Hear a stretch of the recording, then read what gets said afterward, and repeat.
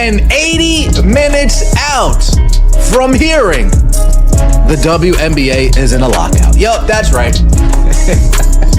We are 1 week away from the WNBA releasing a statement, from the Players Association releasing a statement, letting us all know a deal hasn't been agreed upon. There has been no deal made, and there currently is a lockout.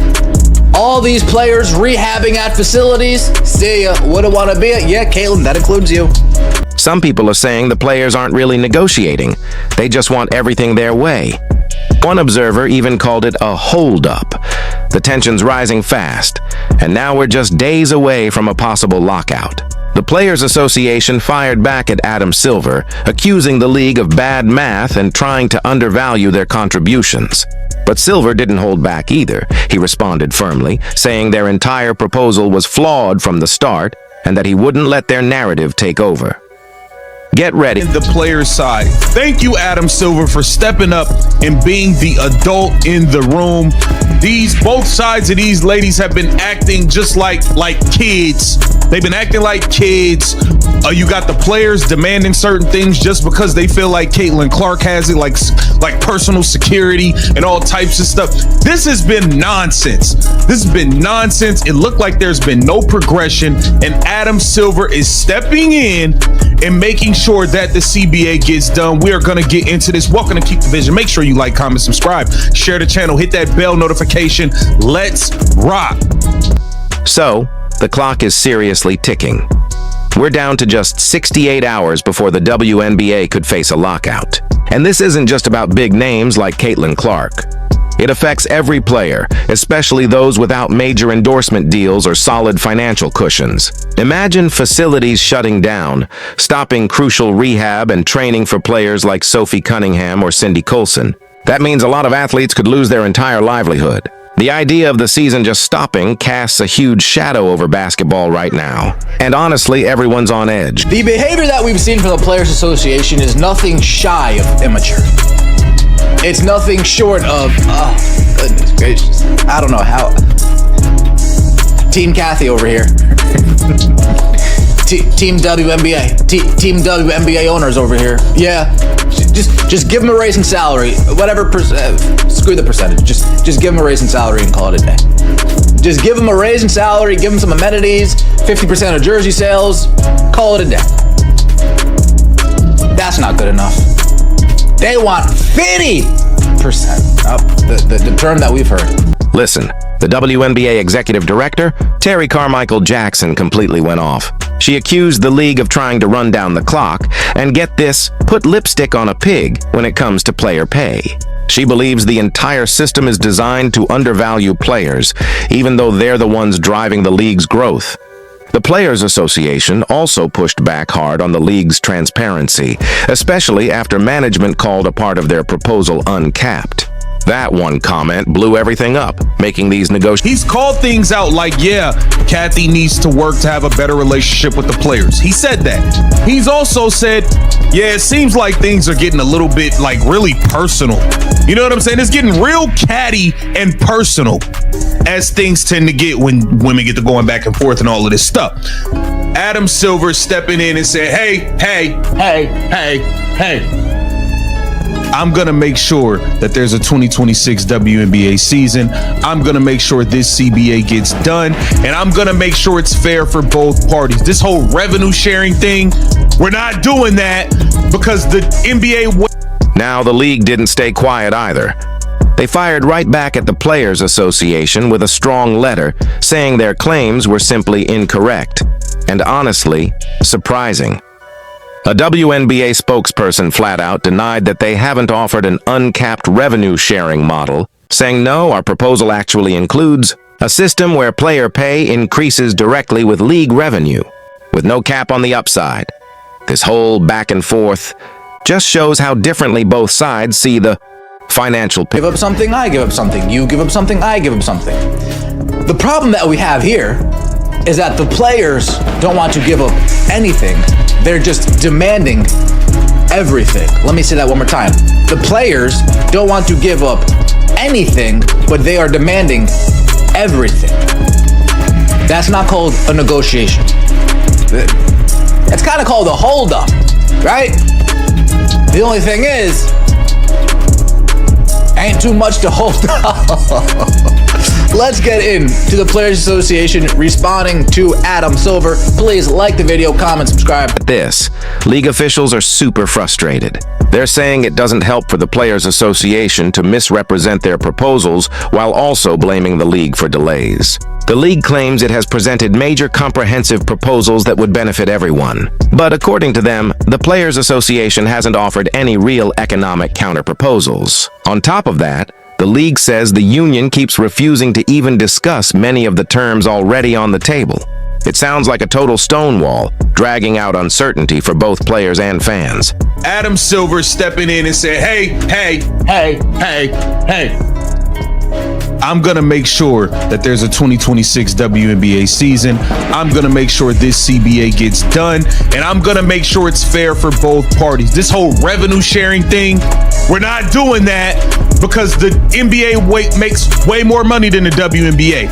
But I can give you a hard number that you guys need to accept where you'll be happy with the money. All this other nonsense trying to play in this league, that league, trying to get everything Caitlin Clark got, it ain't happening. Adam Silver stepping in, being the adult in the... Frustration got really personal. One commentator completely went in, calling the Players Association's negotiators spiteful and delusional individuals. Wow, that came from what they saw as an our demands or nothing attitude. It's like the union wouldn't even show up to the table unless every single demand was met. No compromises. So instead of normal back-and-forth negotiation, it feels more like a one-sided ultimatum. And that's only... Give up anything, but they are demanding everything. That's not called a negotiation. That's kind of called a holdup, right? The only thing is, ain't too much to hold up. Let's get into the Players Association responding to Adam Silver. Please like the video, comment, subscribe if you enjoyed. Let's get into it. WNBA Executive Director Terry Carmichael Jackson's statement in response to NBA Commissioner Adam Silver. When the players opted out a year ago, they made it clear they wanted a salary system. But here's the thing. Adam Silver really broke down the players' big demand for a 50% revenue share. He basically said, look, a percentage share isn't the right way to think about this. He pointed out the massive revenue difference between the NBA and WNBA, explaining that comparing percentages directly is misleading. Instead, Silver argued that the focus should be on the actual dollar amounts players are earning. That direct pushback from the commissioner completely shifted the conversation, forcing the Players Association to confront the economic reality of their league. All this other nonsense trying to play in this league, that league, trying to get everything Caitlin Clark got, it ain't happening. Adam Silver stepping in, being the adult in the room, and putting his foot down. Let's take a listen to what he had to say, and there's also an article with more. Your WNBA, as you know, they're calling for players in the WNBA are calling for more money. They 9%, I believe, accordingly. They get 9% of total revenue compared to roughly 50% of the revenue of NBA players. Should they be getting a larger share of the revenue in the WNBA? Even though Silver shut down the revenue share idea, he did extend an olive branch. He confidently stated that WNBA players are going to see a huge pay increase in this new bargaining cycle, and added that they deserve it.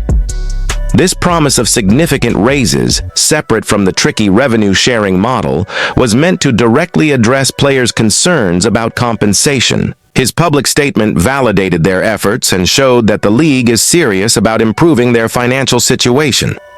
Has been to run out the clock, put lipstick on a pig, and retread a system that isn't tied to any part of the business and intentionally undervalues the players.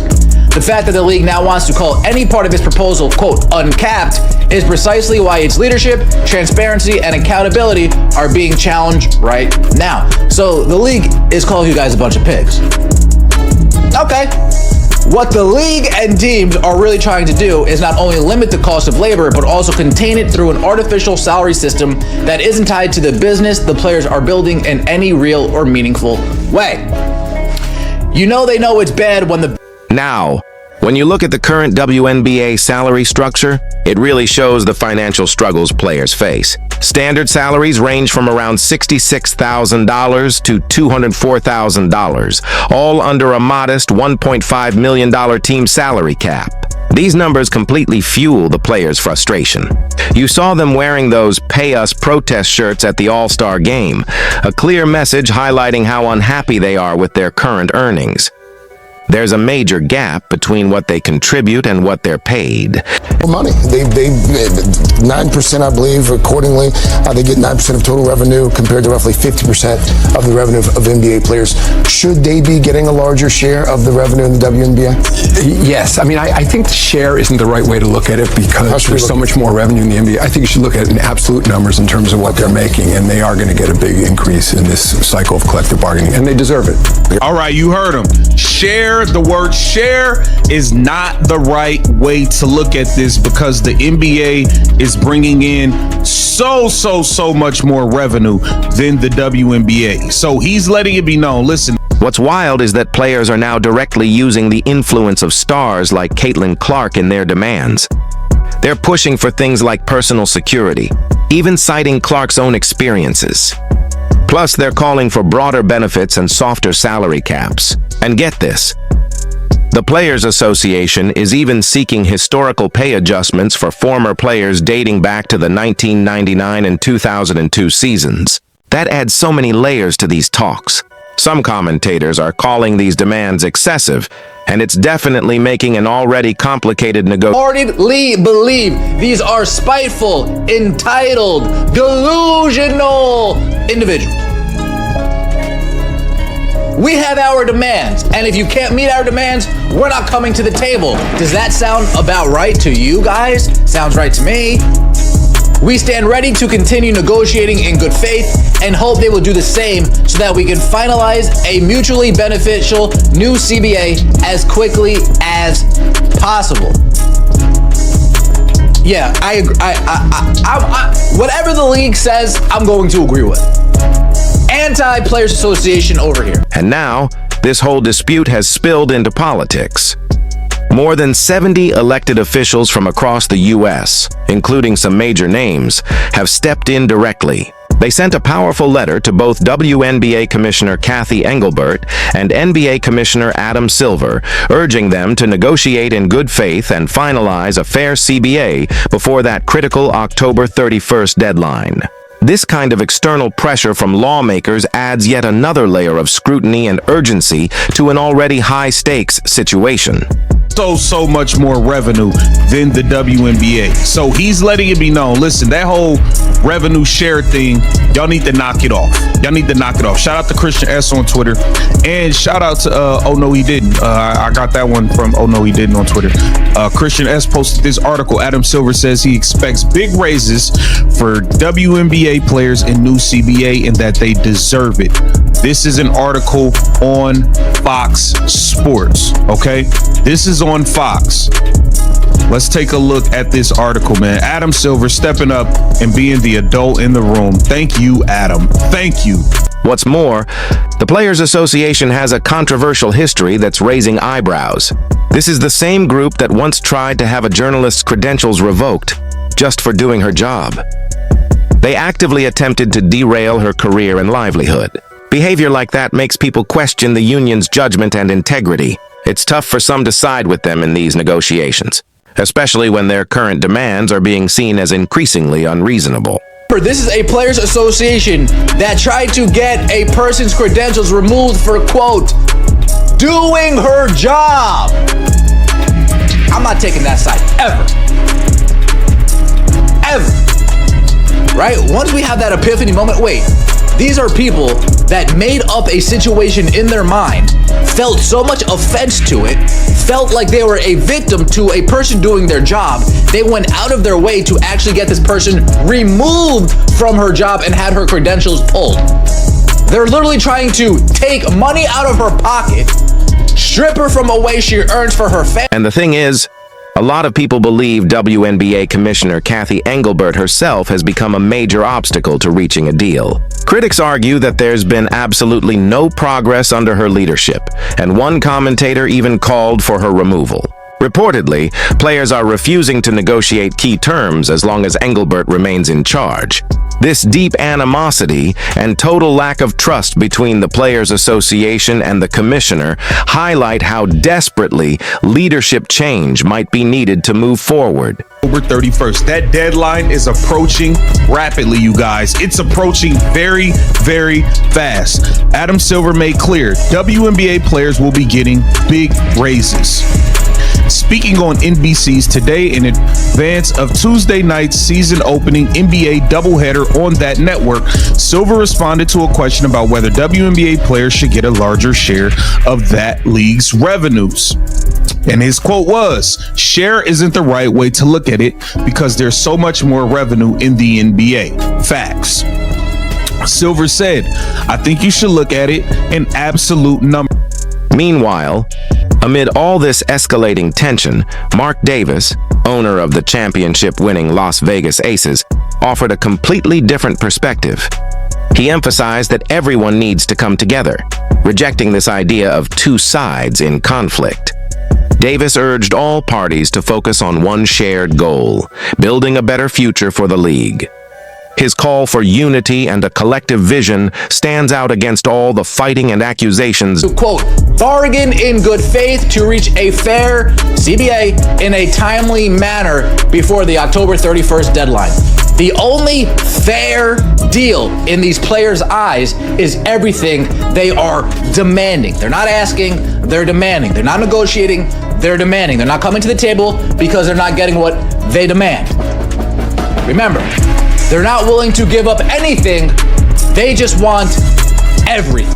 So now, Adam Silver has really stepped in as the adult in the room. He's taken control of negotiations that had grown chaotic and unproductive. Silver even stated publicly that WNBA Commissioner Cathy Engelbert needs to build a stronger relationship with the players, calling out how personal and catty these discussions have become. His involvement is seen as absolutely crucial, not just to secure a fair collective bargaining agreement, but to ensure there even is a 2026 WNBA season. WNBA this past season ranged from 66,000 to 249,000, with teams operating under a salary cap of $1.5 million.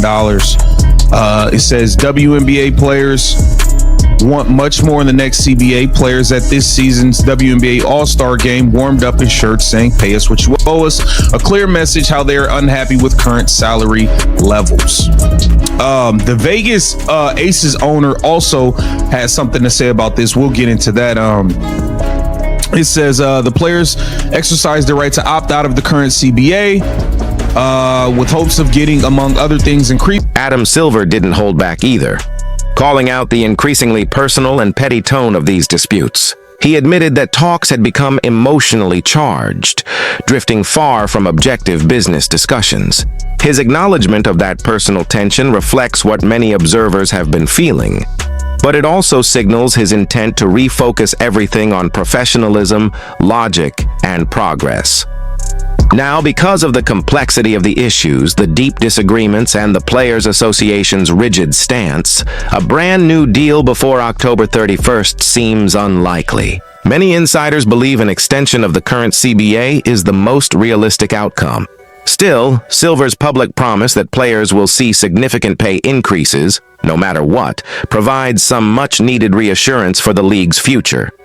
This entire high-stakes standoff, with Silver stepping in so firmly, has exposed the raw power dynamics shaping the WNBA. From lockout, threats to accusations of delusional demands, and now even political involvement, the future of women's professional basketball is hanging in the balance. Silver's push for focusing on absolute numbers instead of percentage-based revenue sharing, combined with his pledge for substantial raises, marks a truly pivotal moment. The outcome of all this isn't just about salaries, it's about